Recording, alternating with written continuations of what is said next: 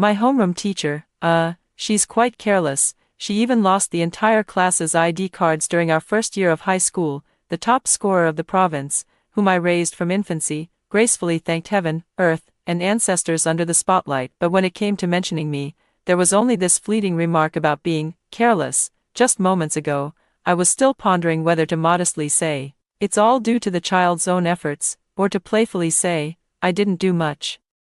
But now I felt utterly chilled. The uncontrollable snickering throughout the room only served to nail me further to the pillar of shame, and later, it was a full-blown internet frenzy of laughter. The dirt on the prettiest homeroom teacher came out like mushrooms after the rain, one after another. Insiders reveal she dressed up like a peacock every day just to seduce her male students. Anonymous classmate accuses her teaching skills are terrible, all she knows is physical punishment.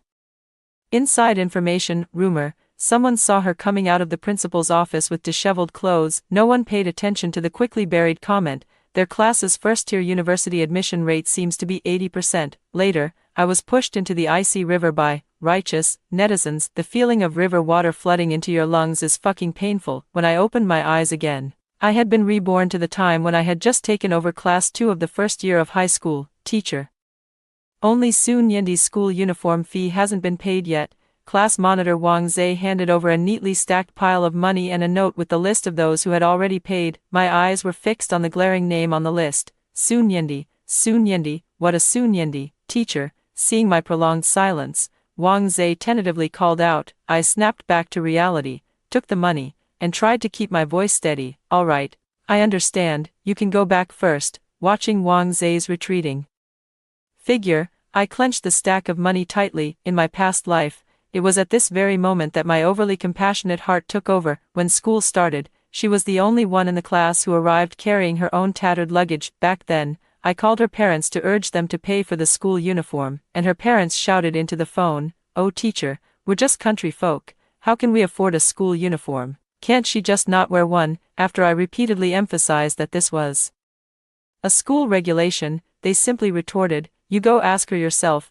Then, Sun Yendi stood in my office, her hands tightly gripping the washed-out hem of her clothes, her face flushed red, her voice barely audible. "Teacher, I only have 100 yuan." In her, I saw the shadows of the students I taught during my time as a volunteer teacher, and I saw my own shadow. Although I am an only child, that was due to the one-child policy. My parents were both workers and couldn't afford to lose their jobs. I told her that the school offers financial aid for needy students, and I would help her apply for it, so her tuition and miscellaneous fees could be waived in the future. I also mentioned that the cafeteria could offer her a part-time job, providing 3 meals and a small stipend. In reality, what kind of financial aid is there for poor students? Her parents both work in the South, and while their income isn't high, it doesn't meet the criteria for assistance. And how could the cafeteria possibly need a student who can't afford to be distracted from her studies to do odd jobs? All expenses were paid out of my own pocket. I once again acted like a nagging mother,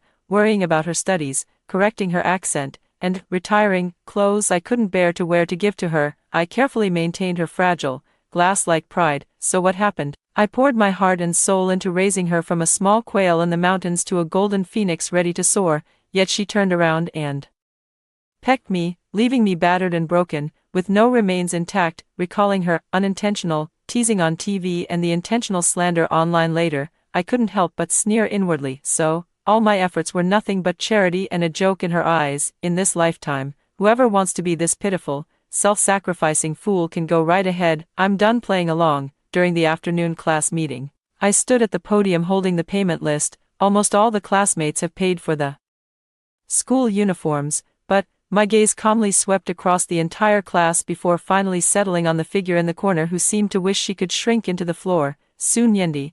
I called her name clearly. She jerked her head up, all color draining from her face, her eyes filled with panic and disbelief. In my previous life, I had always considered her self-esteem and never called her out in such settings. This time, to hell with her self-esteem. You're the only one in the entire class who hasn't paid the school uniform fee. I'm giving you 3 days to have your parents submit it. My tone was strictly businesslike, like a soulless debt collection machine. The school rules state that not wearing the uniform will affect the class evaluation, and individual points will also be deducted. The classroom instantly fell silent, all the students' eyes, some curious, some sympathetic, and others with a hint of enjoying the spectacle, shot towards her in unison. Soon Yendi's face turned crimson in an instant. She lowered her head fiercely, almost burying her face in her desk, and her thin shoulders trembled slightly. Seeing her like that, a fleeting moment of pity flashed through my heart, but it was quickly drowned by the icy river of my past life. Teacher, her voice trembled with a sob, barely audible. I completely ignored her and turned to the class. All right, that's enough about the school uniform. Now, let's go over the important points for next week's military training.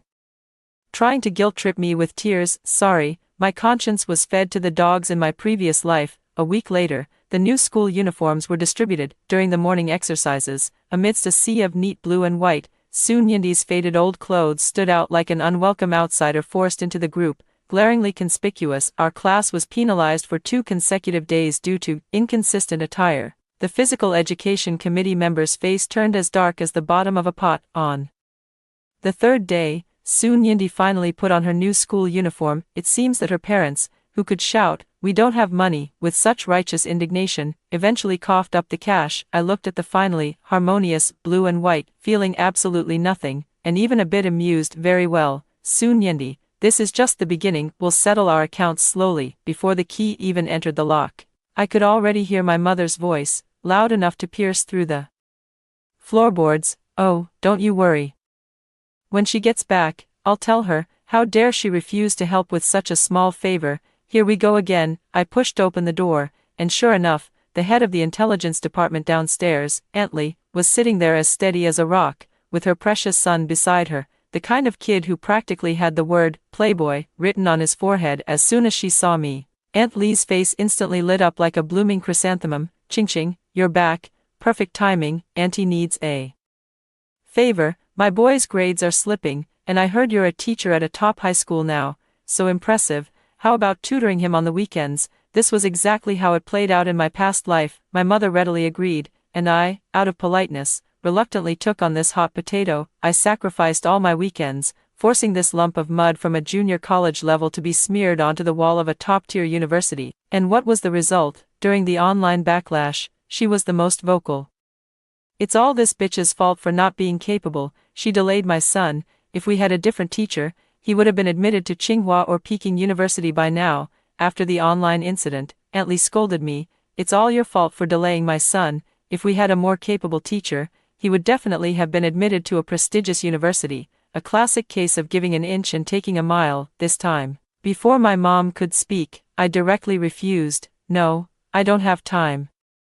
Aunt Lee's smile froze on her face. My mom immediately shot me a glare and quickly smoothed things over. "Oh, you kid, just joking with Aunt Lee. We're neighbors. What's the big deal about helping with such a small favor, Mom?" I turned to her, my tone resolute. "If you agreed, then you go teach them yourself. I'm very busy and don't have the time." After saying that, ignoring Aunt Lee's instantly darkened expression and my mother's stunned look, I went straight back to my room and locked the door with a sharp click. From outside the door came Aunt Lee's sarcastic voice. "Oh my, now that you're a teacher at a key high school, you sure have put on airs, huh? Can't be bothered anymore," followed by my mother's hushed attempts to soothe her. Not long after, Aunt Lee left, huffing and puffing, with her so-called Tsinghua/Peking University prospect. My mother immediately rushed to my bedroom door and banged on it loudly. "Lin Qing, come out here. Do you still recognize me as your mother?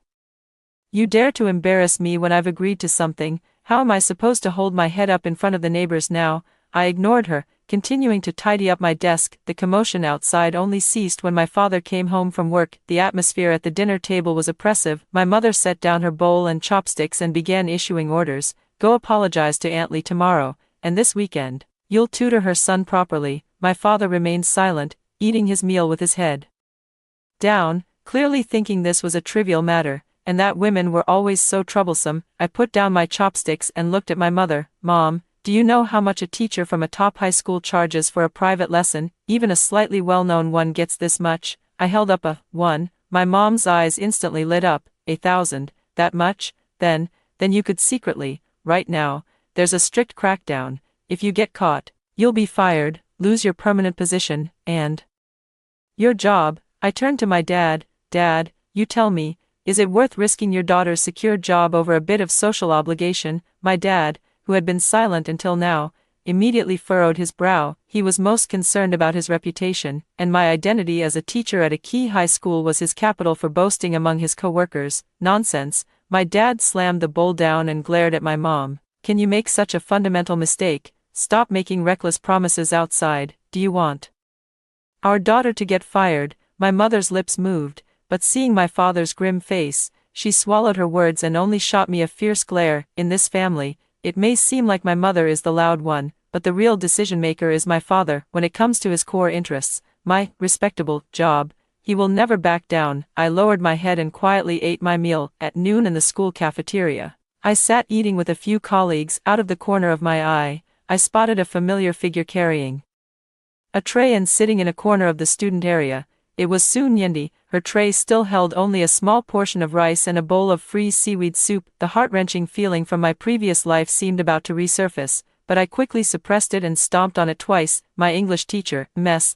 Lee, nudged me with her elbow and gestured with her lips. Ms. Lin, look at that kid from your class, mixing soup with rice again. They're at an age when they need to grow. How can this be okay? As their homeroom teacher, shouldn't you do something about it? The other teachers also cast glances that seemed to say, go on, show your teacherly virtues. I immediately put on a professional fake smile and sighed with a mix of concern and helplessness. I've already asked. The kid's too shy and insists they're trying to lose weight. I can't exactly force them, can I? As I spoke, I picked up my tray with its balanced mix of meat and vegetables, and, under Sister Lee's approving gaze of, that's more like it, I walked toward Su Nyendi. Nyendi, I said softly as I sat down across from her, my voice gentle enough to melt. She flinched, frantically trying to hide her meager tray. Teacher, still trying to lose weight. I looked at her, my eyes filled with affection. Studying is so tiring. You need to keep up your nutrition. Is there any trouble at home? Tell your teacher, and I'll definitely help you. Her lips trembled slightly, and her eyes turned a little red. Exactly the same reaction as in my past life. Back then, it was under such care that she confided the truth to me, but this time, she just shook her head vigorously, her voice soft but with a hint of stubbornness. No trouble, teacher, I really am trying to lose weight. I sneered inwardly, but on my face, I put on an expression of, oh, that's great, no difficulties, that's good. The teacher can rest assured, but even when losing weight, you still need to eat some meat. How can you survive on just soup? After saying that, I patted her shoulder, picked up my tray, and calmly walked away under her complicated and unspoken gaze. Help, of course, I will help, but it won't be the kind of help where I silently give and am still seen as offering charity. Need to use new methods. Help, with great fanfare. 2 more weeks passed, and the school requested a class fee of 100 yuan for purchasing public supplies and subsequent activities. During the break, Su Nyendi dawdled into the office. She stood in front of my desk, her fingers twisting like pretzels, her head almost buried in her chest. Teacher, the class fund. Her voice was as faint as a mosquito's hum. What about the class fund? I put down my pen, pretending to know nothing. I can't come up with it right now. She looked up, her eyes flickering with that familiar, sickening glimmer of hope. Teacher, could you help me think of a way? Here it comes. History always repeats itself in eerily similar ways. But this time, I'm going to rewrite the script. My heart felt icy cold, yet a warm, radiant smile spread across my face as I replied cheerfully, is that all? No problem, leave it to me. She was taken aback, clearly not expecting me to agree so readily, and then her face lit up with immense joy as she bowed repeatedly. Thank you, teacher, you're welcome, it's what a teacher should do. I smiled and watched her leave the office, relieved. The next day, during the class meeting, I stood on the podium, my gaze sweeping across the class.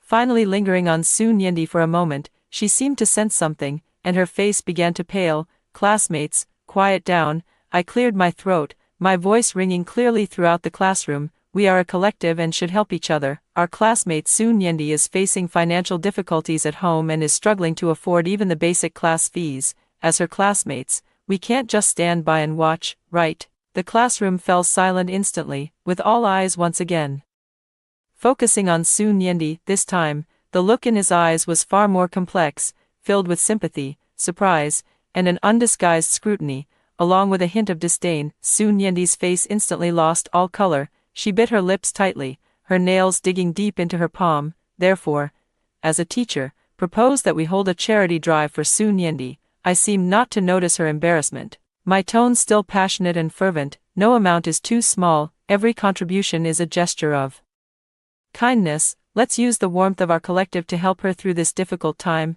Teacher, there's no need. Su Nyendi suddenly stood up, her voice sharp and choked with tears. I can manage on my own. I immediately frowned, adopting a tone that said, why are you being so unreasonable, child? Nyendi, don't be stubborn, we're all classmates, no one will laugh at you, accepting help is not shameful. With that, I took out the love donation box I had prepared in advance, a conspicuous large cardboard box, placing it right in the center of the podium. Come on, let the class monitor take the lead, everyone is voluntary, and it's anonymous. Wang Zhe glanced at me, his expression complicated, but he still silently stepped forward and put a 50 yuan bill inside. Students began lining up to approach. 5 yuan, 10 yuan, 20 yuan. The rustling sound of paper bills and coins falling into the box was like a series of silent slaps, striking Su Nyendi's face. She froze in place, like a sculpture being publicly executed. I saw the faint glimmer in her eyes completely extinguished,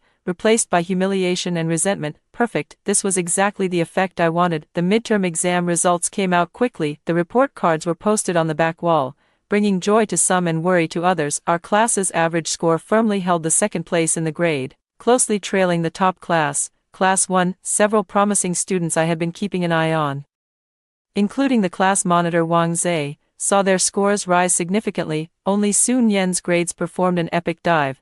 From the top 5 in the class when she first enrolled, she plummeted straight to beyond the 30th place, especially in English. Out of a full score of 150, she only managed to get 72, just barely passing. In her previous life at this time, with my extra tutoring, her English had already stabilized above 120 points. During the English class, Teacher Lee asked her to read a passage from the textbook. As soon as she stood up and spoke English with a rural accent, a few muffled snickers came from the corner. Her voice grew softer and softer, her face turning red, until she could barely speak. Teacher Lee frowned but didn't say much, just told her to sit down and called on another student. After class, I saw Su Nyendi at the corner of the corridor. She was leaning against the wall, her shoulders slightly trembling. I walked over and handed her a tissue. She looked up, her eyes swollen, and seeing it was me, a flicker of panic and anticipation flashed in her gaze. Teacher, I've already reprimanded the classmates who mocked you in class just now. I spoke calmly. It's normal to face difficulties in your studies, don't put too much pressure on yourself. She sniffled, as if clutching at a lifeline, and quickly pulled out a crumpled test paper from her pocket, pointing to a grammar question. Teacher, I don't quite understand this question, could you explain it to me? I glanced at it. It was a basic question testing the subjunctive mood. In my previous life, I would have explained it from the principles of grammar to its usage scenarios, then extended to similar exam questions, almost wanting to pour all my knowledge into her. This time, I picked up my pen and only wrote the standard answer to the problem and the most critical grammar point on the draft paper. Here, remember, to express something contrary to past fact, use this structure. I pointed to the grammar point, speaking concisely. All right, go back and review it a few more times, just remember it. After finishing, I put away my pen, with no extra lingering or concern. The class is about to start, go back now. The parent-teacher conference after the midterm exams concluded smoothly. Seeing off the last parent, I returned to the office to tidy up, but my mind was on another matter. The time was drawing near for the incident of losing all the students' IDs from my previous life to occur. In my previous life, after collecting the IDs, I casually placed them in the drawer of my desk. The next day, they mysteriously disappeared. I searched everywhere but couldn't find them, ultimately having to pay for all the replacement fees out of my own pocket and being publicly criticized by the school for careless work. This incident also became the spark that Su Nyendi accidentally mentioned on TV, triggering a wave of malicious comments about me online. This time, I will never let this happen. A miniature camera disguised as a power bank has already been installed in the gap of the bookshelf directly opposite my desk. A few days later in the afternoon, just like in my previous life, I casually placed the envelope in the drawer. Then, I left the office under the pretext of having to attend a meeting, but I didn't go far. Instead, I hid in the stairwell at the end of the hallway, using my phone to connect to the camera for real-time monitoring. In the footage, the people in the office gradually left, just a few minutes before the end of work bell rang. A figure sneaked in. It was Soon Yindi. She glanced around, confirmed that no one was there, then quickly walked over to my desk, deftly pulled open that drawer, and picked up that craft paper envelope. It was indeed her. My heart sank, although I had anticipated it. The confirmation still sent a chill through me. The distortion in this child's nature had already begun at this point. 08. Just as Soon Yindi was about to slip away after stuffing the envelope into her school uniform pocket, I pushed the door open and walked in. Soon Yindi, what are you doing here? She stiffened as if struck by an electric shock, her face turning pale in an instant, her hand holding the envelope instinctively hid behind her, clumsy and flustered. Teacher, I came to hand in my homework. Her voice trembled uncontrollably, her eyes darting around, avoiding eye contact with me. Hand in your homework. I walked up to her, my gaze falling on the hand she was hiding behind her back. Where's your homework? I forgot to bring it. She was on the verge of tears, her body trembling slightly. I sighed and put on a perfectly timed look of confusion. Then what were you rummaging through at my desk just now?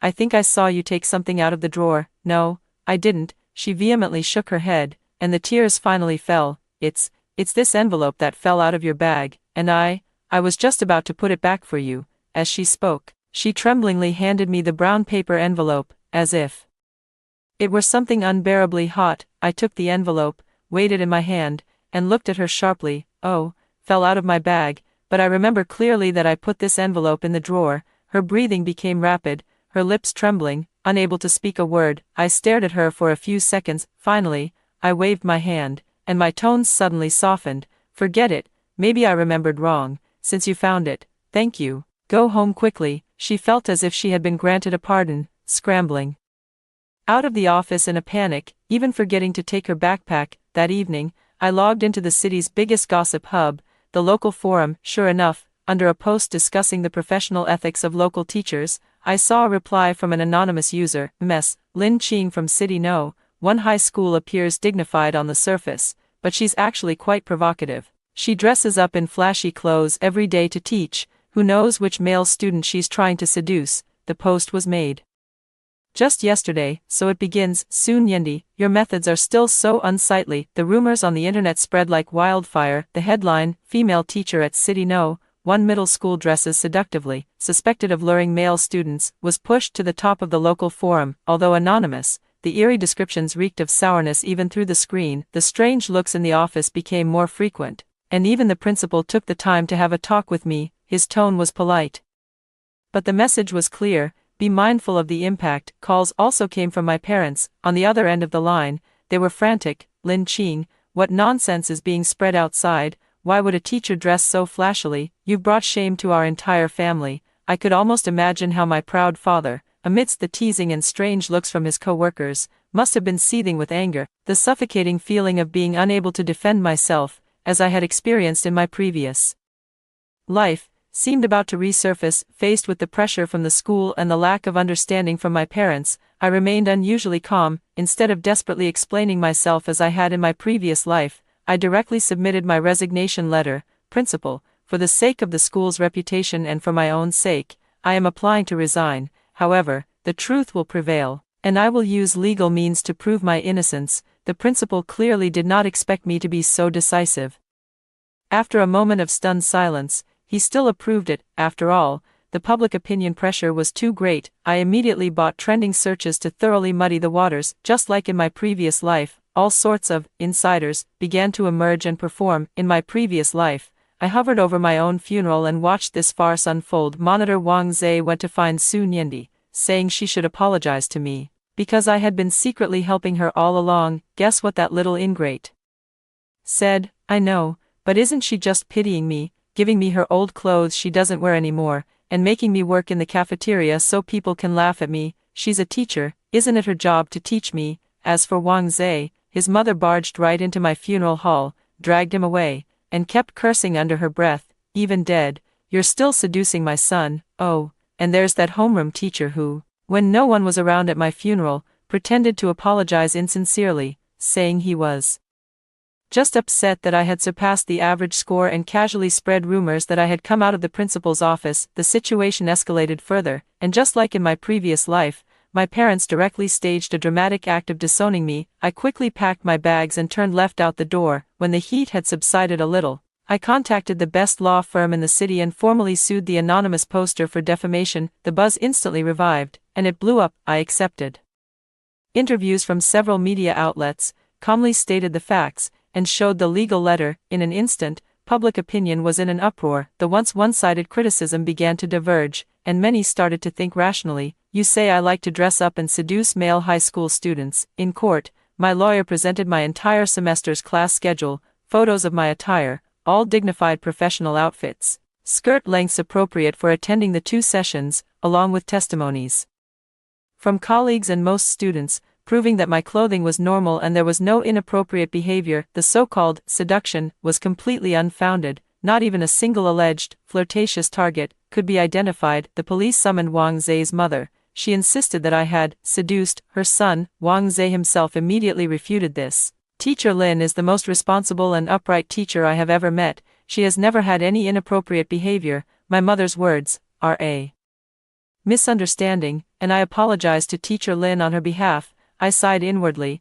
I knew this child seemed to have some affection for me, but having lived 2 lifetimes, I had deliberately kept my distance and never acted inappropriately. Do you enjoy corporal punishment? The so-called corporal punishment was proven to be merely having late students stand at the back of the classroom for a while as a disciplinary measure. If this counts as corporal punishment, then teachers across the country would all be sewing machines in prison. Poor teaching standards. I directly retrieved the class average scores, excellence rates, and progress trend charts from all exams since I took over Class 2 of Grade 10. Clear data shows that since I took over, the class's overall performance has steadily improved, rising from the middle of the grade to the top ranks. I heard someone saw her coming out of the principal's office in disheveled clothes. This statement infuriated the principal, who felt that his reputation in his later years had been tarnished. He personally stepped forward, not only vouching for me but also adding a personal lawsuit against the slanderer. In the end, it was discovered that the one spreading the rumors was actually the homeroom teacher of the top class, just because he was jealous that my grades were catching up to his, and I wanted to take the position of grade leader. He was jealous that the class I led was catching up to his top class, and coveted the position of grade leader, so he came up with this vicious plan. The school didn't hesitate, telling him to pack up and leave. This series of twists and turns left netizens dumbfounded, exclaiming that this was the ultimate satisfying story of the year. In the final court hearing, I presented the last piece of evidence, the clear surveillance footage of Sun Yendi attempting to steal an ID card, along with photos of her humiliated expression during the earlier class fund incident when I initiated a donation. Sun Yendi turned pale and trembled uncontrollably in the courtroom. Since she was a minor, the court ultimately only issued a severe reprimand and ordered her parents to strengthen their supervision. As a result, her parents felt humiliated and unable to hold their heads up in the village and among relatives and friends. In a fit of rage, they withdrew her from school and forcibly took her south to work. This grand and tumultuous lawsuit ended with my complete victory. Looking at the online comments that once attacked me and now praise me for being resilient, I can only feel a sense of irony. After the dust settled, I made a decision that left everyone stunned. I signed up for the civil service exam. With my academic qualifications and teaching skills, I easily passed the exam and secured the position. I went to the remote mountainous area in the southwest, a place called Moon Village, where I had once taught during my university internship, a place that had always held a special place in my heart. There, I served as a village official. The car swayed and bumped along the rugged mountain road for a full day before I finally saw the familiar, dilapidated entrance of Moon Village. In my previous life, although my time teaching here was brief, I formed deep bonds with the dozen or so children here. They were intelligent and pure-hearted, but due to poverty, most of them were forced to drop out of school after middle school and go out to work. Among the only 2 girls, Xiao Xiao and Xiao Mei, got married early, repeating the fate of their mother's generation. At the funeral of my previous life, all 13 of them, without exception, returned from all over the country, crying heartbrokenly. The faint bruises on Xiao Xiao's arms, I still remember them clearly to this day. That was my greatest regret in my previous life. In this life, I have been reborn for 3 years. 3 years is enough to change many things. I understand that the root of the problem lies in the word poverty. This place is too remote.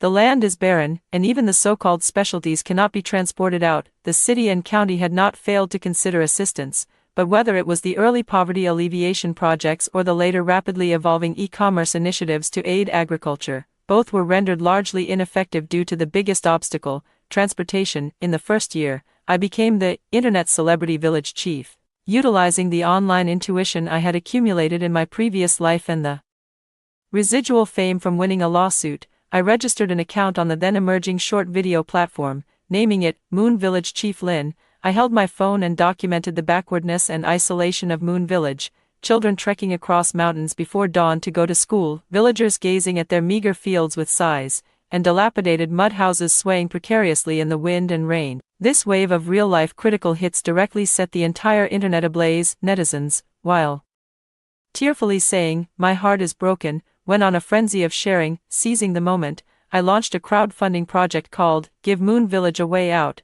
Thanks to the donations from countless kind-hearted netizens, along with government funding I tirelessly fought for, a year later, a narrow yet sturdy mountain road finally reached the entrance of Moon Village. On the day the road opened, the entire village, young and old, gathered around it, crying and laughing. The following year, we started filming short dramas called Rural Love. The road was open, but relying solely on farming still left us dirt poor. I poured all the money I earned online into it, leading the entire village, young and old, into short drama production, The 50-Year-Old Village Beauty and Her Doomed Suitors, where the village beauty's mother is played by Granny Wong from the village entrance, and among the suitors, there's also the figure of Uncle Lee from next door. To persuade these veteran actors, we provide 3 meals a day during filming, with all the braised pork you can eat. At the end, we also distribute rice, flour, and oil. As soon as the news spread, all the elderly in the village became enthusiastic. Those 13 children were even busier, studying hard at school during the day, and returning home to serve as directors, cameramen, production assistants, and editors at night,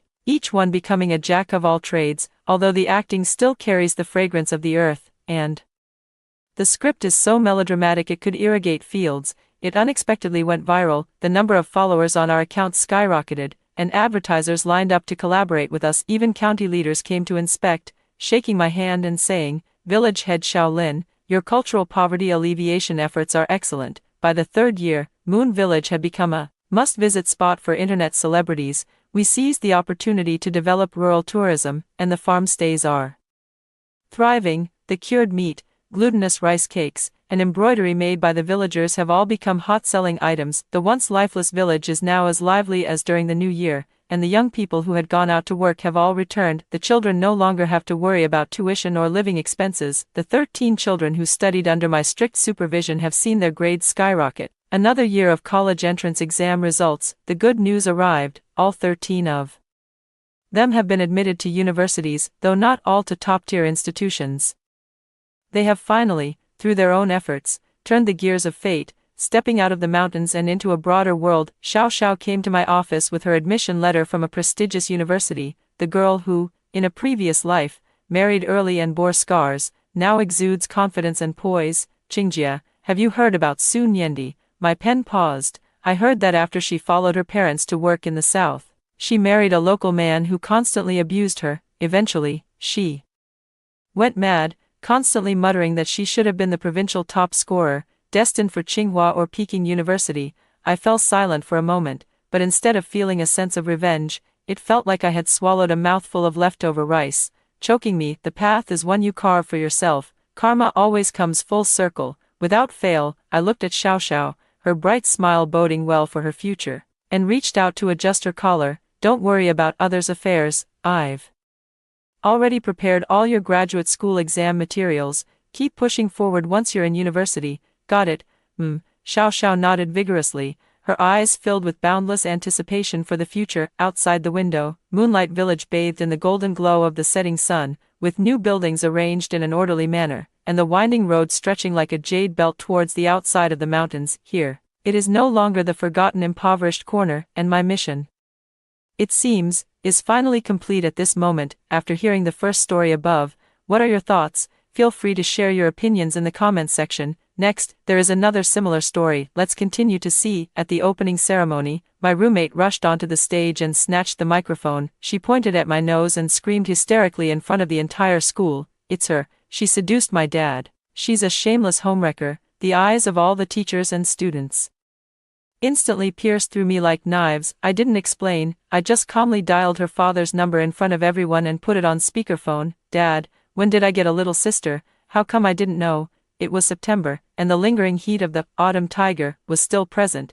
The scorching sun baked the dome of the auditorium, filling the air with the mixed scent of sweat from the freshmen and the restless energy unique to adolescence. The principal was on stage, reciting a lengthy and uninspiring welcome speech. His voice, amplified through the speakers, became somewhat distorted, like a lullaby coming from an old radio, making the sea of heads below drowsy. I sat in the freshman square of the architecture department, gazing absent-mindedly out the window at the sycamore leaves curling under the scorching sun. Just then, a sharp, discordant figure shattered the heavy silence. Lin Weiwei, my roommate whom I had just met 3 days ago at the start of the semester, was wearing a high-end dress that stood out from everyone around her. Her makeup was exquisite but twisted with excitement as she frantically rushed onto the stage. She snatched the microphone from the principal's hand, and a piercing burst of static instantly tore through the auditorium. The entire hall suddenly fell silent. Everyone's gaze was drawn over. Lin Weiwei's chest heaved violently. She didn't look at anyone. Her eyes, adorned with expensive eyeshadow, were like two poisoned daggers, fixed dead on me. "It's her, Jiang Qi." Her voice cracked with excitement, screaming hysterically, her finger pointing straight at me. "Everyone has been deceived by her. Don't be fooled by her innocent and pure appearance. Behind the scenes, she's involved in the most despicable schemes. She seduced my father, she destroyed my family, she's a shameless homewrecker, a vixen." Boom! The entire auditorium seemed to have been hit by a bomb, instantly erupting into chaos. Countless gazes, disdainful, curious, angry, and gleeful, surged toward me like a tidal wave. The classmates beside me instinctively moved their chairs away, creating distance as if I carried some deadly virus. The lights from phone cameras flickered on and off among the crowd, like a field of ghostly flames. I can hear the shutter clicks, hear the whispers. "Oh my God, is it really true?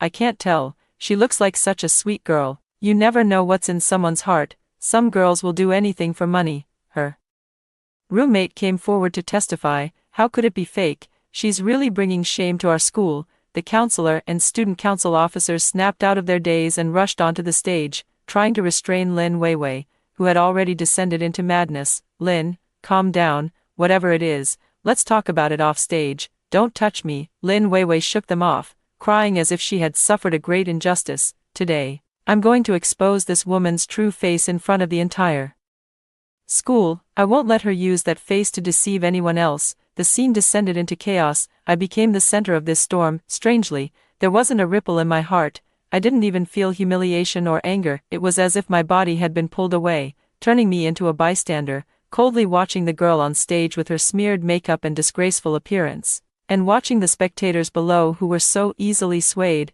revealing their ugly sides. This scene, how familiar it was. I thought of my mother in the final days of her life. She was just like this, surrounded by invisible, malicious words, slowly devoured of all her vitality, and those perpetrators always believe they stand on the moral high ground. I lowered my gaze, my long eyelashes casting a small shadow beneath my eyes. Under everyone's gaze, I didn't cry, didn't defend myself, and didn't show even a hint of panic. I just slowly took out my phone from my pocket. My fingertip slid across the cold screen, finding that familiar yet unfamiliar number. Lin Weiwei was still on stage, tearfully accusing me, listing her so-called evidence, saying how her father had recently been caring for me, how he drove me to school, and how he sent me living expenses. These are all facts, but when they come out of her mouth, they turn into a dirty, sordid transaction. I pressed the dial button. Then, from an angle where everyone could see, I pressed the speakerphone button. Beep,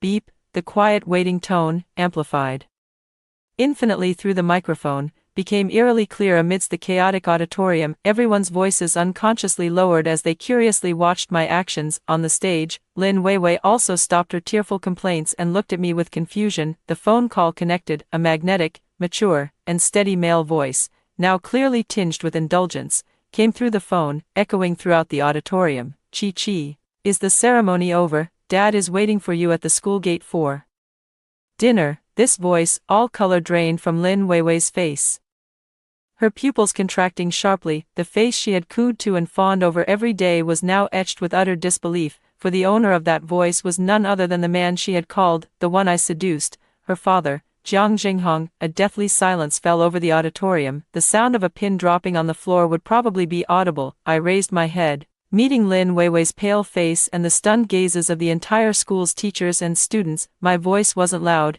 even somewhat unnervingly calm, but through the microphone, every word struck everyone's hearts like a heavy hammer. Dad, when did I get a little sister? How come I didn't know? One sentence, and the entire room fell into dead silence. Time seemed to have been paused at this moment. On the other end of the phone, Jiang Zhenghong was clearly stunned. It took him several seconds before his panicked voice came through. Chi-Chi, you, what did you say? You and Weiwei, where are you? His voice was filled with disbelief and a panic that something was about to be exposed. I didn't answer again. I just quietly hung up the phone and put it back in my pocket. On the stage, Lin Weiwei seemed to have all her strength drained away, staggering back 2 steps before being caught by the rushing counselor. She looked at me, her lips trembling, but not a single word came out. In her eyes, there was no longer the righteous indignation from before, only fear, confusion, and a hint of embarrassment from having her lies exposed. In less than 5 minutes, the side door of the auditorium was abruptly pushed open. Jiang Jinghong rushed in frantically. He was still wearing his well-tailored custom suit, but his hair was slightly disheveled, and a fine layer of sweat covered his forehead. His gaze swept quickly across the auditorium before finally settling on Lin Weiwei and me on the stage. His face was ashen, his expression incredibly complex. There was anger at Lin Weiwei's antics, embarrassment under the gaze of the entire school, and, when he looked at me, a deep, overwhelming guilt mixed with a hint of a plea. He strode toward me with purpose, the surrounding students automatically parting to make way for him. Chi-Chi, he reached out, trying to grasp my wrist, his voice strained. I took a step back, coldly avoiding his touch. His hand froze mid-air, the expression on his face growing even more awkward. He knew now was not the time for explanations. He had to deal with this mess first. He turned around, strode up to the podium in a few steps, and almost roughly grabbed the still-dazed Lin Weiwei, dragging her out without a word. While dragging her, he repeatedly apologized to the equally stunned school leaders. I'm sorry, Principal Wang, teachers, the child doesn't know any better and has caused trouble for everyone.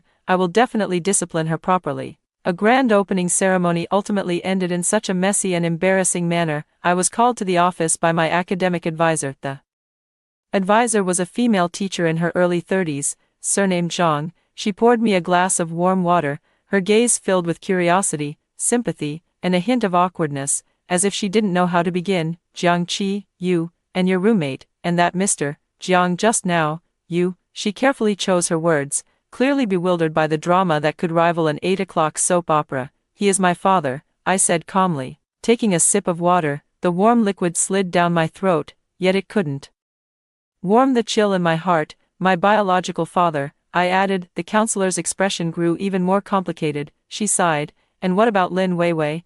I don't know, I interrupted her. In the past 20 years of my life, I never knew I had a sister. The counselor fell silent. She probably thought this was a wealthy family's drama of love and hate, not something an ordinary teacher like her could comment on. In the end, she just patted my shoulder and said, the school will handle today's matter. Don't overthink it. Go back to your dorm and rest for now.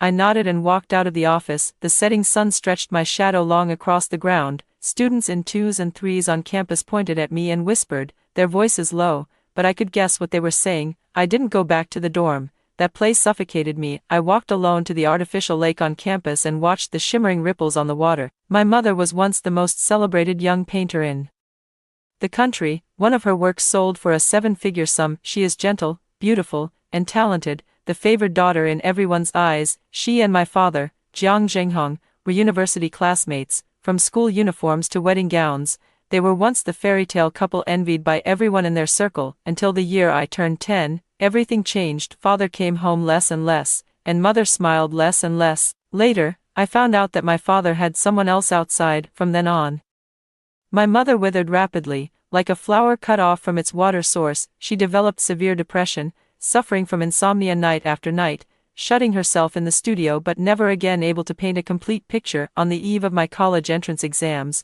she leaped from the studio window, ending her painful life. The last words she left me were to live well and stay away from him. I complied. For 3 whole years, I lived with my grandfather, never answering a single call from Jiang Zhenghong, never replying to a single message from him. completely cutting off all contact, until just before the start of the school year, he reached out through my grandfather, almost pleading, saying he wanted to send me to college, wanting to do something for me, to make up for the years of fatherly love that had been missing. I watched the increasing gray at his temples, saw the plea in his eyes, and in the end, my heart softened. I thought it was just guilt. I thought he truly wanted to make it up to me. How laughable it all seems now. He not only had another family outside, but also a daughter of my age. He not only kept that illegitimate daughter by his side but also raised her to be so arrogant and domineering that she dared to come to my territory on the very first day of school, hurling the most vicious slanders and trampling on me. I clenched my fists, my nails digging deep into my palms, bringing a sharp sting. My phone vibrated once. It was a message from Jiang Zhenghong.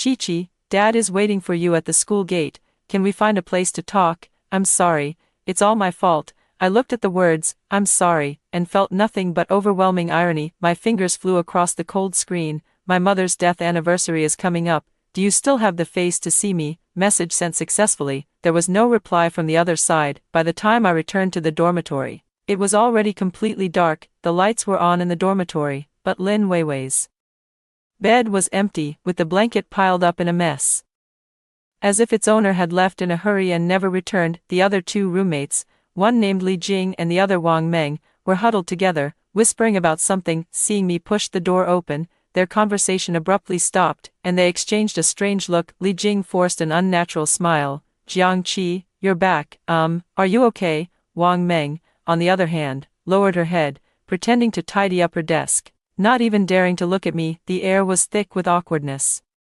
and distance. No, I'm being isolated. No one wants to be friends with a suspected illegitimate daughter of a wealthy family or a ruthless character who tore apart her illegitimate sister. Whichever role I am, it means trouble. I ignored them, walked straight to my seat, and opened my laptop. The school forum has completely exploded. The pinned, highlighted post titles are more sensational than the last. Shocking scoop. Architecture department freshman welcoming ceremony features a case of mistaken identity. In-depth analysis. Behind the ceremony fiasco, is it a moral decline or a distortion of human nature? Let's talk about that cool girl who called Daddy on the phone, and that rich, beautiful roommate who cried and called her a homewrecker. The post has racked up tens of thousands of replies, with all sorts of speculations and theories flying around. Someone dug up Lin Weiwei's social media accounts, which were filled with photos of designer bags, luxury goods, high-end restaurants, and trips around the world. In every picture, she was dressed like a delicate princess. This confirmed her identity as a rich girl. As for me, my social media accounts are completely blank. I wear the most ordinary brands, and I'm usually quiet and reserved, not fond of socializing. In stark contrast, public opinion began to take a strange turn. Many people started to sympathize with Lin Weiwei. Even though Lin Weiwei was a bit impulsive, isn't she also a victim? Her father was taken away. How could she not be upset? That Jiang Qi is just too calm, so calm it's a bit scary. Seems like she's got a lot of schemes up her sleeve. Yeah, she's clearly the daughter of the legal wife, yet she lives so ordinarily, and her dad doesn't even acknowledge her. Meanwhile, that illegitimate daughter made such a big scene right at the start of the semester, even daring to call and question her dad. Definitely not someone to be trifled with. I kind of feel like this Jiang Qi deliberately provoked Lin Weiwei, then embarrassed her at the ceremony just to climb her way up. Looking at these twisted and false remarks, I could only find it laughable. People always tend to sympathize with the one who appears weaker and cries louder,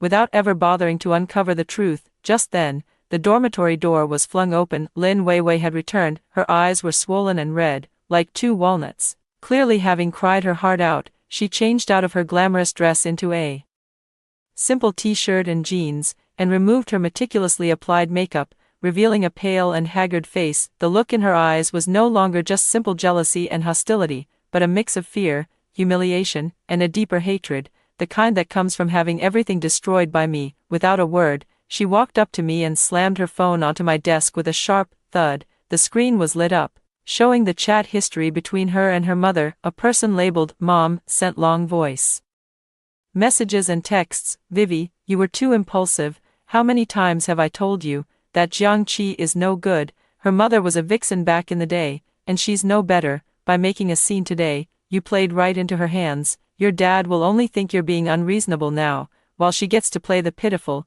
bullied older sister. She did it on purpose. she deliberately embarrassed you at the ceremony. Deliberately made your dad see your domineering side. She's trying to drive us, mother and daughter, to the brink. Listen, from now on, you don't do anything at school, just play the role of a bullied, hurt daughter to win everyone's sympathy, leave the rest to mom to handle. This mom is Sue Man, the woman who destroyed my family. Lin Weiwei stared at me fiercely, her voice hoarse as she growled, "Are you satisfied? Are you happy that you've ruined everything for me? Letting everyone know I'm an illegitimate child who can't be shown in public, making sure you stand firm in front of my dad. Are you feeling proud now?" Looking at her, so thoroughly brainwashed and unable to distinguish right from wrong, I suddenly felt that even getting angry was unnecessary. I simply raised my eyes, looked at her calmly, and said word by word, "First, the one who ruined you is not me, but your mother, who can't even be brought into the open. She gave birth to you as an illegitimate child, and she also encouraged you to provoke me. Second, I don't need to secure my position, because in this family, I am already the only rightful master. As for you," I smiled lightly, though the smile didn't reach my eyes, "what right does an illegitimate child, hidden from the light, have to shout at me here? You." Lin Weiwei trembled with rage, raising her hand to slap me across the face. My eyes turned cold, and just before her hand could land, I firmly caught her wrist. My strength wasn't great, but the icy look in my eyes sent a shiver down her spine. "Don't push me to act," I said, releasing her hand, my voice devoid of any warmth. "If you dare touch me again,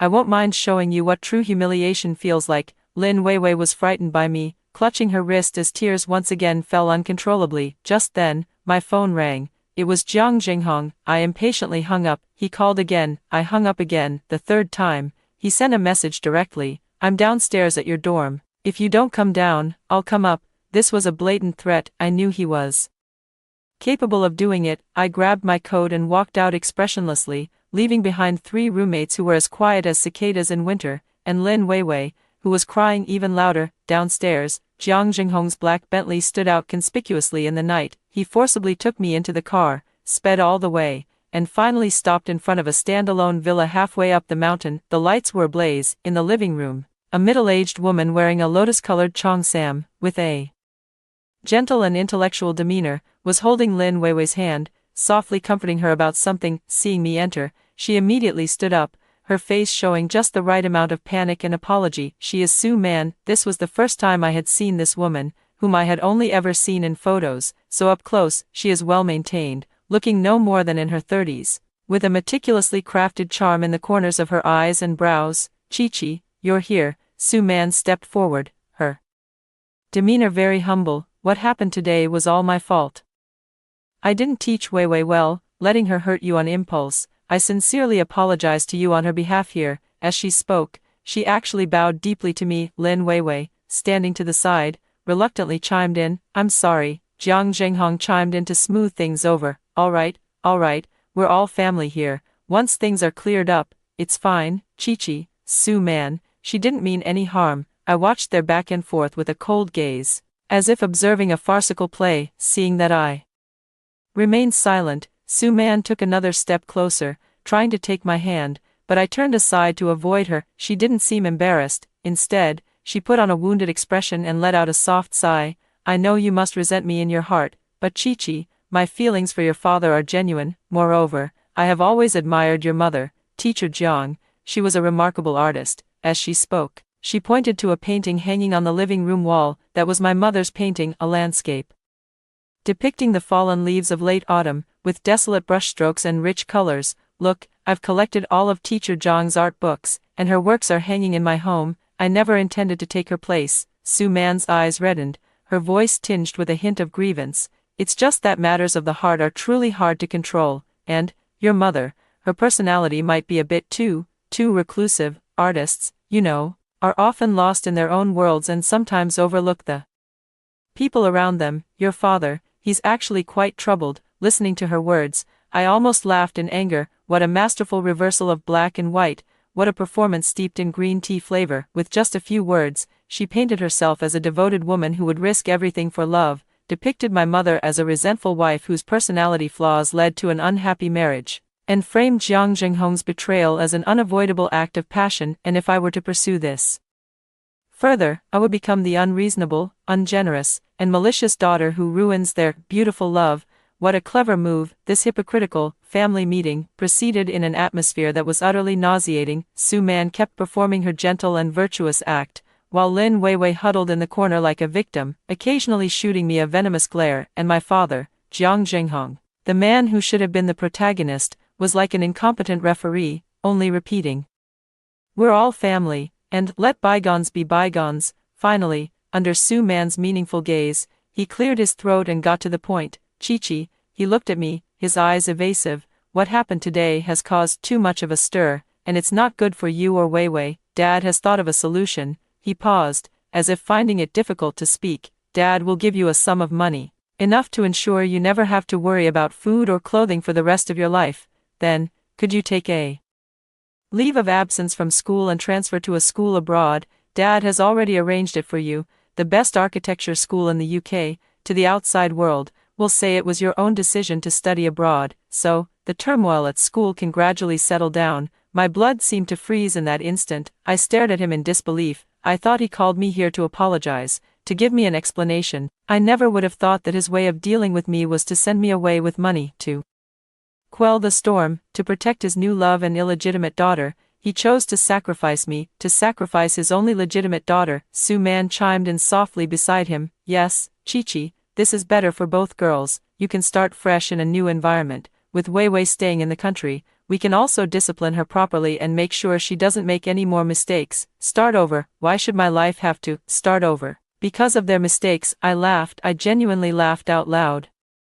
The sound piercingly sharp in the silent living room. I looked at Jiang Jinghong's face, filled with guilt yet tinged with a hint of impatience, and softly asked, "Using money to buy my silence, while conveniently making room for you, your mistress, and your illegitimate daughter, is this how you account for my mother?" Jiang Jinghong's face instantly turned deathly pale. "That's not what I meant." "That's exactly what you meant." I abruptly stood up, my voice suddenly rising, the emotions that had been building up all night erupting completely at this moment.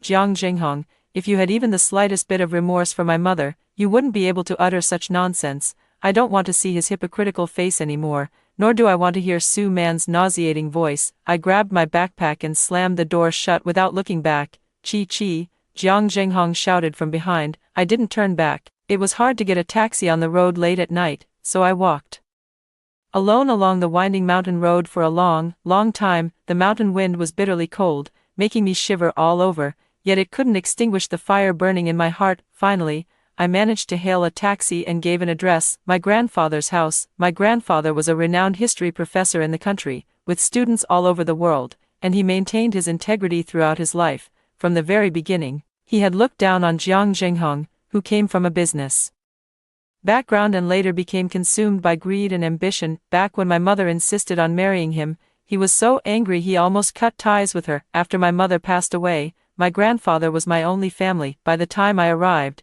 it was almost 2 in the morning. The lights at my grandfather's house were still on. He had clearly been waiting for me. Seeing my red eyes and pale face, he didn't ask anything, just sighed, patted my back, and said, "It's good that you're back. Come in quickly.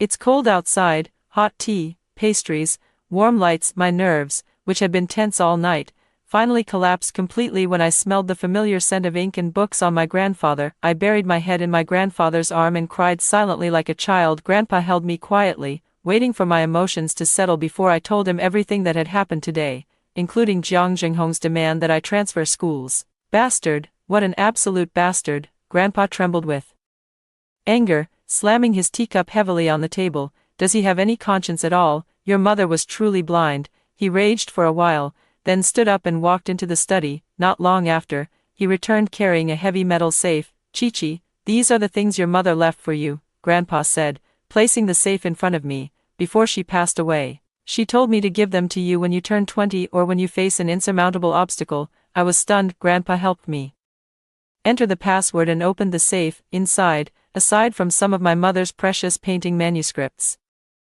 there was also a thick stack of documents. The top one was a stock ownership certificate, Jiang Group, 15% shareholding. My breath stopped. I never knew that my mother actually held shares in the Jiang Group. Immediately following was a prenuptial agreement, clearly written in black and white. these 15% shares were brought in by my mother as capital investment, belonging to her personal premarital property. They would automatically be inherited by her child, that is, me, Jiang Qi, upon reaching the age of 20, and my 20th birthday is just 1 month away. At the very bottom of the document was my mother's diary. My hands trembled as I opened it. The elegant handwriting recorded her shock and pain upon discovering her husband's infidelity, followed by her later despair and numbness. But the latter part of the diary changed. She no longer just cried and hurt herself. She began quietly investigating Su Man's background and the financial situation of Jiang Jinghong's company. She wrote, "I can't just fall like this. If I fall, what will happen to Qi Qi? That woman and her child will be like vultures, devouring everything that should rightfully belong to my daughter. Jinghong has already been bewitched by that woman. The company will inevitably be hollowed out sooner or later. These 15% of shares are the last armor I leave for Qi Qi. I've lived too tired, but I hope my daughter can live freely, boldly, and without being bullied by anyone." Tears fell drop by drop onto the diary, smudging the ink. I always thought my mother was weak, destroyed by love. It wasn't until this moment that I understood. She wasn't without resistance. She simply used all her remaining strength to pave a way out for me. She didn't fall. She built a fortress for me. I held the safe tightly, as if holding on to my mother's last warmth. The clarion call for counterattack was officially sounded at this moment. Just then, Grandpa's phone rang. It was a call from one of his students, saying there was an urgent legal document that needed his review. Half an hour later, a tall and elegant figure appeared at the door. "Teacher, I'm here." The person who arrived was Gu Yan, a second-year graduate student in the law school, the student council president, and also my grandfather's most accomplished student. Seeing me in the messy living room and the open safe beside me, he was slightly taken aback. My grandfather didn't avoid him and directly told him about my situation. After listening, Gu Yan adjusted the gold-rimmed glasses on the bridge of his nose, his gaze behind the lenses calm yet sharp. He looked at me, his tone gentle yet filled with strength. "Junior Jiang, if you trust me, I can help you with this matter, whether it's the legal process of equity inheritance or any disputes that may arise later. I can assist you." At that moment, I looked into his clear and resolute eyes, then glanced at my grandfather beside me, whose eyes were filled with concern. I knew I was not fighting alone. I didn't take a leave of absence, let alone transfer to another school. The next day, as if nothing had happened, I showed up in the classroom on time with my backpack. My appearance caused a small stir in the architecture department. Everyone looked at me with complicated expressions, whispering among themselves. Lin Weiwei didn't come to class. I heard she took sick leave, but she wasn't idle. Under Su Man's direction, she began playing the role of a pitiful illegitimate daughter, bullied by a vicious legitimate wife. In her social media circles and some small social groups, she posted some ambiguous, suggestive messages. I always thought blood ties were unbreakable, but I never imagined that some people's hatred runs deeper than anything else. I never wanted to take anything from anyone. I just wanted a little bit of a father's love too. Is that so wrong? The accompanying photo showed her receiving an IV drip in the hospital, with gauze wrapped around her wrist, looking pitiful and vulnerable. For a time, more and more people began to sympathize with her. At school, I had almost become synonymous with scheming and malicious. Some extreme individuals even use correction fluid to write phrases like, "Get out, daughter of a mistress," on my desk. I wiped it off expressionlessly with a tissue. I didn't argue with them, nor did I try to explain, because I know that reasoning with a group of people stirred by emotions is the most foolish thing in the world. What I need to do is not explain, but act. I found Gu Yan. "Senior Gu, I want to do an interview." Gu Yan immediately understood my intention. Using his connections as the student council president, he quickly helped me get in touch with the editor-in-chief of the school newspaper, a senior known for her in-depth reporting and sharp perspectives. The interview was scheduled at the school's cafe, facing the senior's probing gaze and the voice recorder. I didn't attack Lin Weiwei with a single word, nor did I cry about my grievances. I simply spoke calmly about my mother. I told her that my mother's name was Shenqing Shu, a talented painter who had won major international awards. I showed her the photos stored on my phone of my mother when she was young, along with pictures of her paintings. In the photos, my mother was smiling like a flower, her eyes and brows brimming with undeniable confidence and radiance. I recounted her life's achievements, her pursuit of art, and in the end, I simply glossed over her fate with the phrase, "She passed away early due to illness." "The reason I'm willing to do this interview today," I said, looking into my senior's eyes earnestly, "is not to clarify any rumors or gossip. it's because I don't want my mother, after her passing, to be defined by such meaningless labels as mistress or first wife. She was, first and foremost, herself, the painter Shin Shu. Only then was she my mother. What I hope people remember is her talent, not those unpleasant family disputes. At the end of the interview, I announced that I would establish an art fund in the name of my mother, Shin Shu. The initial funding for the foundation will come from the auction proceeds of my mother's paintings. In the future, it will be used to support talented but financially disadvantaged art students at our school, as well as across the country. My mother's greatest wish during her lifetime was for the light of art to illuminate the paths of more people. I will fulfill this wish on her behalf. This interview turned out to be surprisingly effective. The school newspaper published a full-page in-depth report titled, "The Forgotten Genius Painter Shin Shu. Her brilliance should not be overshadowed by family feuds." The report included photos of my mother, her visually striking paintings, and my announcement of the decision to establish a foundation. This article quickly caused a sensation across the campus. For the first time, people learned that behind the vicious first wife was such a radiant mother. It turned out that she was not just a discarded daughter of a wealthy family who only knew how to fight for favor. She was doing something so meaningful and visionary. At the same time, I anonymously compiled a document and sent it to the email addresses of several influential campus influencers. On campus, the document contained screenshots of Lin Weiwei flaunting her wealth on social media, Hermes bags, shoes worth tens of thousands, and the interior of a private jet. On the other side were screenshots of her chat records and social media posts where she played the role of a pitiful little white flower. The stark contrast between the tragic illegitimate daughter and the luxury-laden persona was filled with irony, complaining about not getting enough fatherly love while spending dad's money to travel the world. You call that pitiful? Then what about me, with only $1,500 a month for living expenses? Should I go begging? Got it, this is the new Versailles style. Poor mouthing. The direction of public opinion completely reversed almost overnight. People's looks towards me changed from contempt to admiration. As for Lin Weiwei, the looks she received shifted from sympathy to mockery. She became the laughingstock of the entire school. I knew this was only the first step. Gu Yan reminded me. Su Man climbed from an ordinary assistant to her current position. Her methods are definitely not simple. You turned the public opinion around, so she will surely have a follow-up move. You must be very careful. I nodded. I know.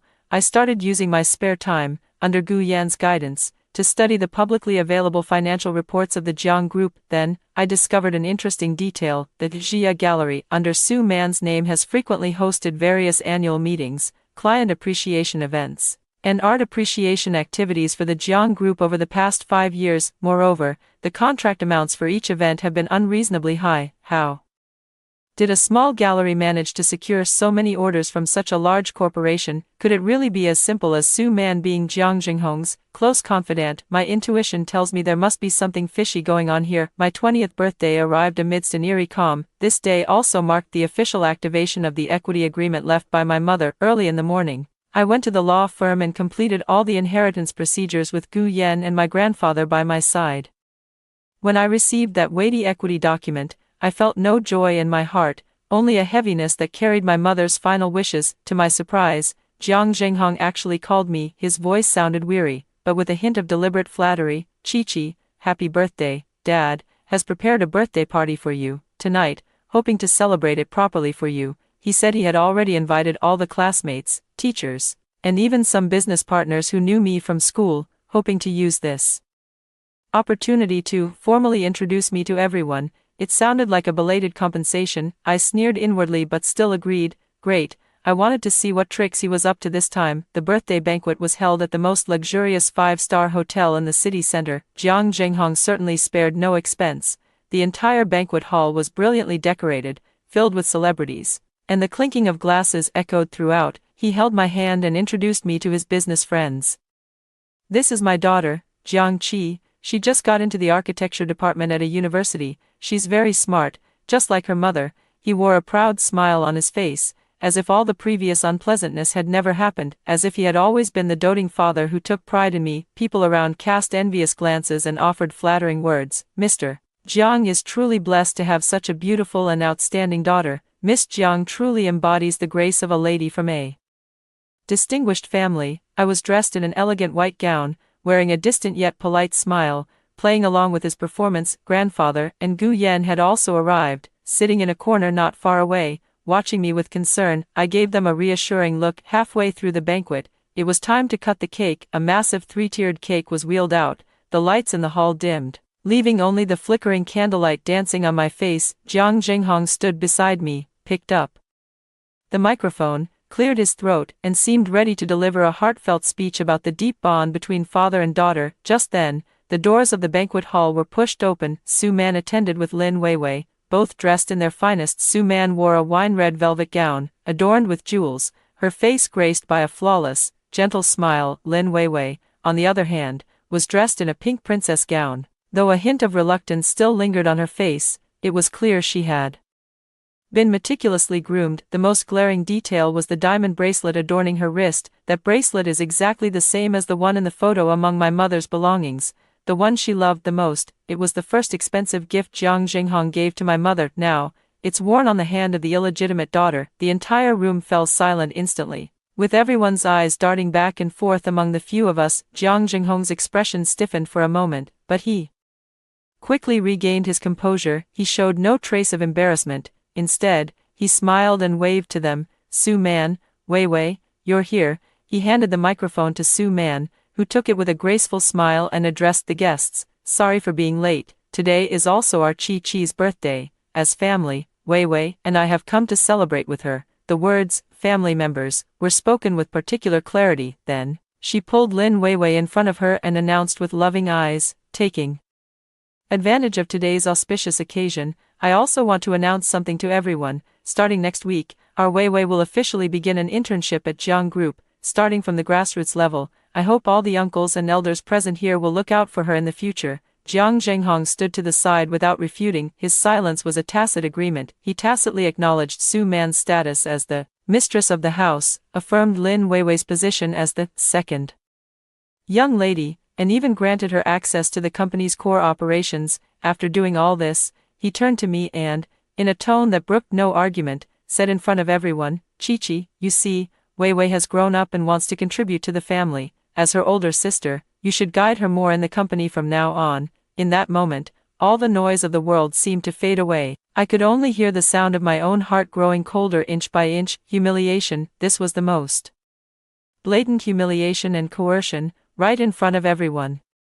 At my 20th birthday banquet, he was using this method to force me to accept his mistress, to force me to acknowledge this illegitimate half-sister, to force me to give away half of everything that should rightfully be mine. The last shred of fantasy I held for this man was completely shattered at this moment. I looked at him, at his face that seemed full of paternal love but was actually selfish to the extreme. After a long while, I smiled. I picked up a glass of champagne from the nearby table and raised it toward him. Thank you for the birthday gift, Dad. I'll gladly accept this grand present. My smile was radiant, my voice clear and crisp, yet the warmth in that smile was so chillingly absent that even Jiang Jinghong couldn't help but shiver. The day after the birthday celebration was the annual shareholders meeting of the Jiang Group. Jiang Jinghong probably thought that last night's show of authority was enough to make me recognize reality and obediently become a young lady who only collects dividends and stays out of worldly affairs. In the conference room, he sat confidently in the main seat, delivering the previous year's summary report and outlining future strategic prospects. Su Man and Lin Weiwei,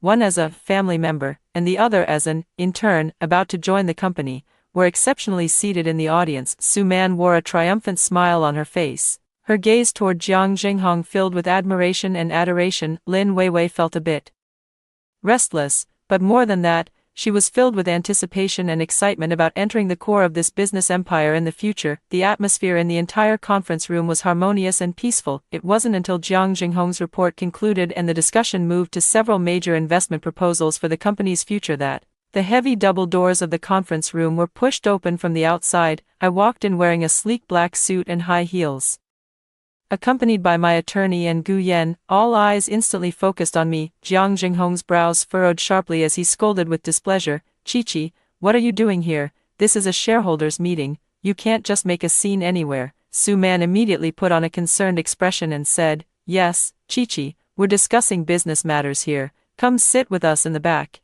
I paid them no mind. I walked straight to the long conference table and, with a sharp thud, placed the Notarized equity inheritance document in my hand onto the tabletop. Sorry to interrupt. My voice was calm, echoing through the empty conference room. Let me introduce myself, Jiang Qi, starting today. As the legal heir to 15% of the Jiang Group's shares, I am the company's second largest shareholder. Therefore, I have different views on the investment proposals Mr. Jiang just presented. The entire room was stunned. All the directors and executives were whispering to each other, looking at me with a completely new, scrutinizing gaze. Jiang Jinghong's face instantly turned deathly pale. He stared fixedly at the document, his lips trembling as if he wanted to say something, but not a single word came out. He never could have imagined that my mother had left such a trump card. He thought I was just a daughter he could manipulate at will, but little did he know I would transform into a major shareholder capable of standing toe-to-toe with him. He finally found his voice again. But the confidence from earlier was gone. What are your thoughts? I oppose the proposal Mr. Jiang just made, to invest $3 billion in a new energy project in South America.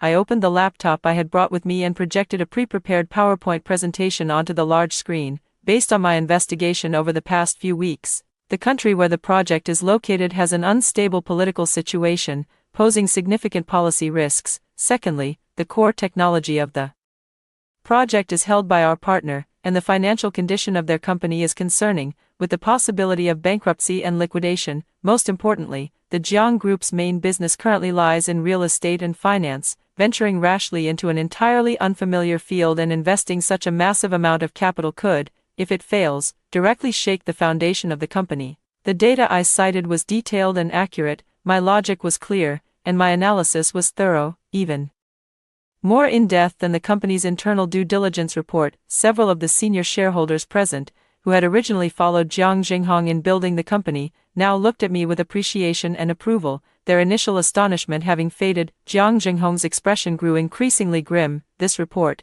which he insisted on pushing through despite opposition, was a crucial step in showcasing his ambition. Now, it has been publicly torn to shreds by me, his 20-year-old daughter. Next, I presented my proposal. I propose that we use these funds to acquire a small but technologically advanced AI architectural design company currently on the market, integrating it with our existing real estate business to achieve industrial upgrading. The detailed feasibility report has already been sent to the email addresses of all board members. Before Jiang Jinghong could refute, I continued. Additionally, according to the company's bylaws, shareholders holding more than 10% of the shares have the right to nominate a board member. Here, I formally nominate the retired entrepreneur, Mr. Fang Disheng, to join the board of directors of Jiang Group. Fang Disheng is an old friend of my grandfather and a highly respected senior in the business world, known for his sharp insight and steady approach. Having him join the board is equivalent to placing the most reliable informant and ally. Jiang Qi. Jiang Jinghong finally couldn't hold back any longer, slamming the table as he stood up abruptly. What exactly are you trying to do? We are father and daughter. He wants to use family ties to pressure me. I raised my eyes and met his gaze coldly. Business is business, President Jiang. Right now, this is a shareholders' meeting. Su Man in the spectator seats had long since turned pale, and she couldn't help but speak up. Chi, how can you talk to your father like that? I shot her a cold glance, cutting her off directly. This is the board meeting. Spectators have no right to speak. That day, in our first confrontation, I emerged with a complete victory. The project in South America has been put on hold, and Mr. Fang's nomination has also received approval from more than half of the board members. I have successfully torn a crack in the iron curtain of power that Jiang Jinghong has held so tightly. As I walked out of the meeting room, I saw Su Man supporting the unsteady Jiang Jinghong, while Lin Weiwei looked at me as if I were a monster. Her eyes filled with fear and unfamiliarity. I did not let my guard down because of this first victory. I knew this was only the beginning. To completely bring down Su Man, we must find direct evidence of her economic crimes. I told Gu Yan about my suspicions. Using his professional knowledge and connections, he quickly obtained some internal accounts from an intern in the finance department of Jiangshi Group. The accounts showed that there were indeed a large number of related party transactions in the collaboration between Jia Gallery and Jiangshi Group. Many art leasing and curation services that never actually occurred were fabricated into contracts, with substantial funds flowing from the Jiang Group to Su Man's personal gallery through this method. This is suspected of using related party transactions to transfer company assets, constituting a serious act of occupational embezzlement. However, these accounts are one-sided. lacking the internal ledgers and transfer records from Su Man's gallery, making it impossible to form a complete chain of evidence. To obtain these, an insider would be necessary, and the best candidate for the mole is Lin Weiwei. I know that dealing with someone like Lin Weiwei, a spoiled young lady who is also desperate to prove herself, won't work by confronting her head-on. I must target her heart. I had Gu Yen deliberately leak a document to Lin Weiwei's department through that in turn. It was a proposal about the Jiang Group's plan to establish a branch in Europe. In the proposal, the position of the branch's head was described in the most glowing terms, with immense decision-making power and an astonishing annual salary. Then, during a family dinner, which Jiang Jinghong had forced to organize in an attempt to ease tensions, I casually brought up the matter. I heard Dad is planning to send Weiwei to Europe for some experience. That's great. Young people should definitely go out and explore more. Lin Weiwei's eyes instantly lit up. Being able to independently manage a branch company was the best opportunity for her to prove her capabilities to everyone. Jiang Jinghong was clearly moved as well, thinking this was a great way to keep Lin Weiwei away from domestic conflicts while also giving her a chance to grow. Only Su Man's expression changed. She immediately objected. Weiwei is still young.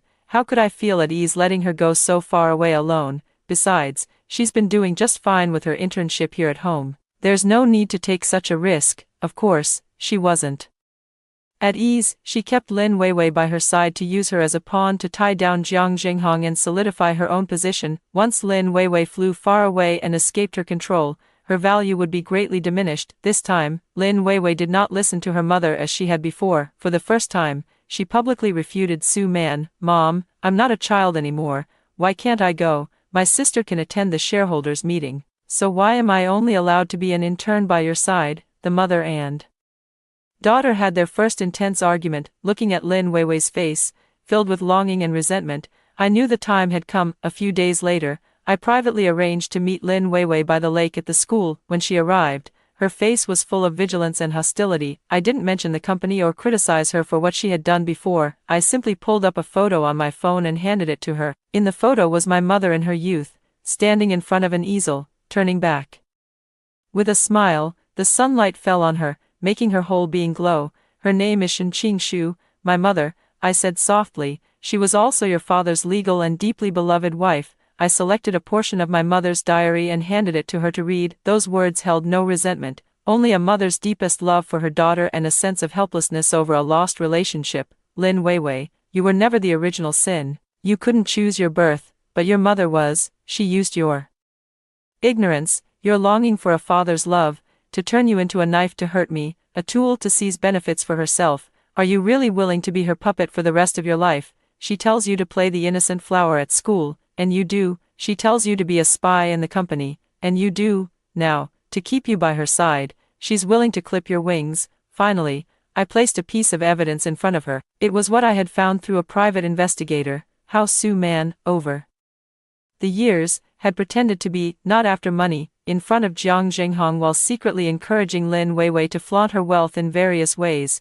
She then used Lin Weiwei's extravagant lifestyle to provoke Jiang Jinghong, making him feel guilty for letting them down, and willingly footing the bill for them. She doesn't love your father, nor does she love you. She only loves herself and the benefits you bring her. Take a good look. The luxurious life you're so proud of is nothing but a bargaining chip she uses to extract more benefits from my dad. Lin Weiwei stared at the evidence, at the despicable schemes and mockery in the chat records between Su Man and her best friend. Her entire worldview crumbled completely in that moment. Her whole body trembled, her face as pale as paper, and she muttered to herself, "No, it can't be. Mom isn't that kind of person." I didn't say another word. The seed has been planted, all that's left is to wait for it to sprout on its own. Lin Weiwei struggled in conflict and pain for several days. She began secretly observing Su Man, watching how she acted tenderly and affectionately toward Jiang Jinghong on the phone, only to hang up and complain to her mahjong friends with a look of disdain,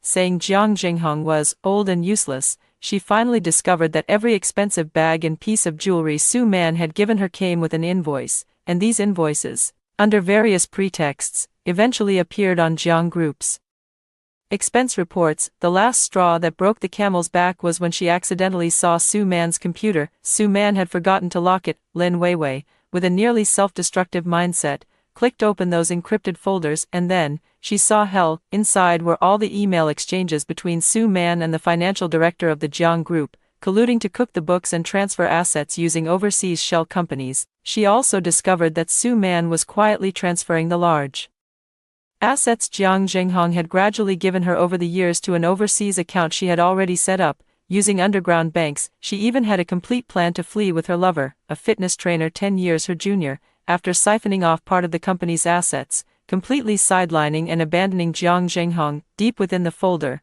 Lin Weiwei also found a subfolder named Souvenirs. Upon opening it, there were countless indecent photos. All of them were intimate photos of Su Man and Jiang Zhenghong in various hotels and offices from back then.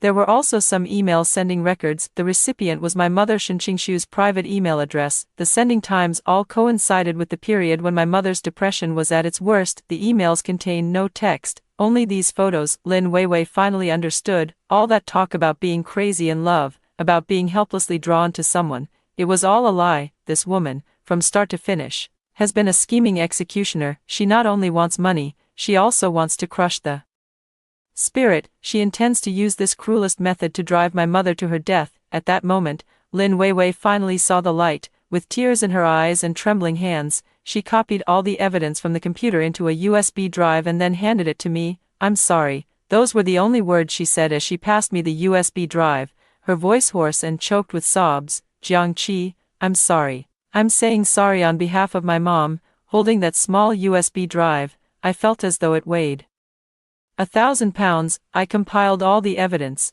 including the details from my mother's diary about how her condition worsened after receiving the anonymous photos. Back then, a complete, malicious conspiracy unfolded clearly before my eyes. The stage for revenge has been set by me. The location I chose was the year-end bidding meeting for the most important project of the Jiang Group. That day, almost all partners and mainstream financial media were present, as the group president, Jiang Zhenghong, was on stage, confidently presenting the blueprint of the project. Su Man, as both a family member and an art consultant, also sat in the front row, basking in the envious gazes of the crowd. Just as the atmosphere in the room reached its peak, I walked onto the stage. "Sorry, Mr. Jiang, before you introduce this $5 billion project, I would like to invite all the guests and media friends to take a look at something first." Under the astonished gazes of everyone, I inserted the USB drive into the computer. On the massive projection screen, Su Man's evidence of wrongdoing instantly appeared: clear transaction records, forged contracts, and emails of her secret plots with the financial director and her lover, all laid out one by one. The entire room erupted in an uproar. "Is that President Zhang's wife? Oh my God, this is transferring company assets." Jiang Zhenghong was as if struck by lightning, staring at the screen in disbelief, then looking at me, his whole body trembling. "Jiang Qi, have you lost your mind?" Su Man was so terrified that her soul seemed to flee her body. She screamed and rushed forward, trying to pull out the USB drive. "It's fake. It's all fake. She forged it. She framed me."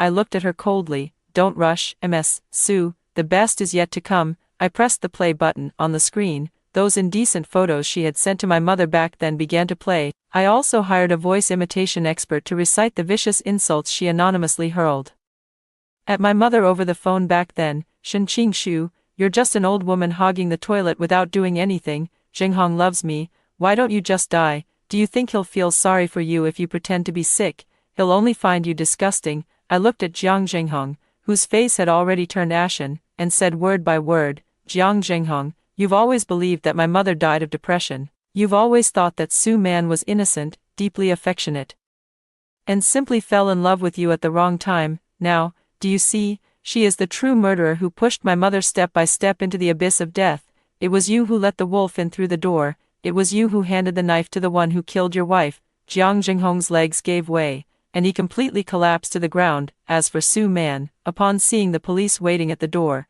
she had no idea how long they had been there. She finally broke down completely. She screamed hysterically, like a madwoman, and was taken away on the spot. Camera flashes went wild at that moment. They captured the most wretched and ugliest conclusion to this high society drama. Su Man has been officially placed under investigation for multiple charges including embezzlement, money laundering, and intentional injury, indirectly causing the death of another person. What awaits her is a lengthy prison sentence. The stock price of Jiang Group plummeted overnight, losing nearly 10 billion in market value, plunging the company into an unprecedented crisis. Major partners have successively requested contract terminations, and banks have begun demanding loan repayments. Once an invincible business empire, it now teeters on the brink of collapse. Jiang Zhenghong's hair turned white overnight. When he came to me, he seemed drained of all vitality, looking 20 years older. In front of me, this once arrogant man wept bitterly, slapping his own face. Chi-Chi, it was Dad's fault, I was blind.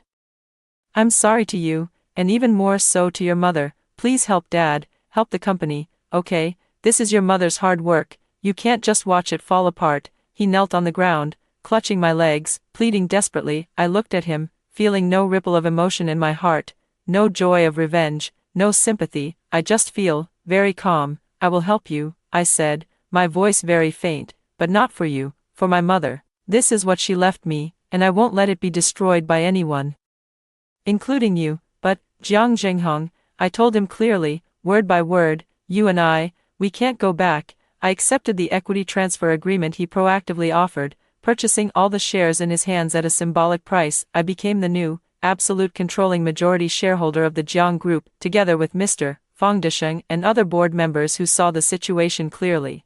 I began implementing sweeping reforms within the company. We eliminated redundant departments, removed all of Su Man and Jiang Zhenghong's confidants, and brought in new management teams and technical talent. Those were extremely difficult days. I practically lived at the office, sleeping only 3 or 4 hours each day. Lin Weiwei came to see me once. She had compiled a list of all the properties, jewelry, and cash that Su Man had given her over the years and wanted to hand it all over to me. This is my way of atoning for her sins, she said, keeping her head down and not daring to look at me. I have already applied to a school abroad and plan to go study there. From now on, I'll rely on myself to make a living. I did not accept her assets. You are not guilty. I simply looked at her. The path is your own, walk it well. She left, resolutely. Half a year later, under my leadership, the Jiang Group miraculously overcame the crisis and, through a successful industrial transformation, regained market recognition. Jiang Zhenghong was completely sidelined, becoming a nominal board member who only received dividends. He did not remarry, nor did he seek out any other women. He lived alone in that empty mansion, spending each day in endless regret and self-torment. I knew that for him, this was a punishment far more cruel than having nothing at all. 1 year later, the new headquarters building of Jiang Group was completed. The design of the building, integrating the latest AI technology and green building concepts, became a new landmark in the city center, and the chief designer of this building was me. At the ribbon-cutting ceremony, I stood on the stage, looking at the familiar and unfamiliar faces in the audience, feeling completely at ease. The Qingshu Art Fund, which I established in my mother's name, has successfully funded the first group of talented young artists, some of whom are also present here today. I saw them in the audience, applauding for me, their eyes sparkling with light. At that moment, I felt my mother in heaven was also smiling down at me. I fulfilled her last wish and have also become my own son. Gu Yan has always been by my side. He went from being my legal advisor to becoming the head of the legal department at Jiang Group, and he is also my most capable right-hand man and my strongest support. We have shared the same cup of coffee during countless late nights of overtime. We have also shared the first ray of sunlight on countless mornings after successful projects. Feelings, when the time is right, will naturally fall into place. After the ribbon-cutting ceremony, on the rooftop terrace, he held a simply designed ring and knelt on one knee. President Jiang, would you give me a chance to become official? He proposed to me in this way. I smiled and reached out my hand to him. Occasionally, I still receive postcards from Lin Weiwei sent from abroad. On them are photos of her waiting tables at a restaurant, dozing off in the library, and skiing in the Alps. She no longer used those luxury brands, but her smile was brighter and more genuine than ever before. I knew she was striving to live her own life. I stood before the architectural work I had designed myself, with sunlight filtering through the glass curtain wall, casting warm patches of light on me. I named this building Qi, Work and Rest, the way of civil and military affairs. It also represents myself. I am no longer someone's daughter, no longer carrying anyone's expectations or hatred. I am Jiang Qi. On the day I moved into my new home, while sorting through some old items my grandfather had given me, I unexpectedly discovered an old envelope tucked inside a photo album. The envelope had yellowed, and the stamp on it had faded. It was a letter written by Jiang Zhenghong to my mother, but it had never been sent. Judging by the handwriting and content, it was likely written shortly after he and Sue Man got together. In the letter, he made no attempt to justify his betrayal. Every word was filled with pain, struggle, and self-loathing. He wrote that he deeply loved his wife Shin Shu for her talent, purity, and beauty, yet, at the same time, he found himself irresistibly drawn to Sue Man's passionate, worldly, and down-to-earth affection. He was like a man walking a tightrope, with abysses on both sides, yet he was too cowardly to let go of either. At the end of the letter, he wrote, Shu, perhaps I was wrong from the very beginning, wrong in not having the courage to end it with my own hands the moment the mistake began. I thought I could control everything, but in the end, I was controlled by desire, hurting everyone I loved and everyone who loved me. I am sorry to you. After reading the letter, I remained silent for a long time. Then, I placed it together with my mother's sketches, carefully sealed them in a box. The love, hate, grudges, and rights and wrongs of the previous generation have all become unchangeable past events. Just like this letter, the living must ultimately let go of the past and look forward. Outside the window, the city's brilliant lights shimmered. And my future, like these lights, is bright, clear, and filled with endless possibilities. After hearing the two stories above, what are your thoughts? Feel free to share your opinions in the comments section. Looking forward to hearing from you. If you liked this story, don't forget to like it, share it, and subscribe to my channel. See you next time.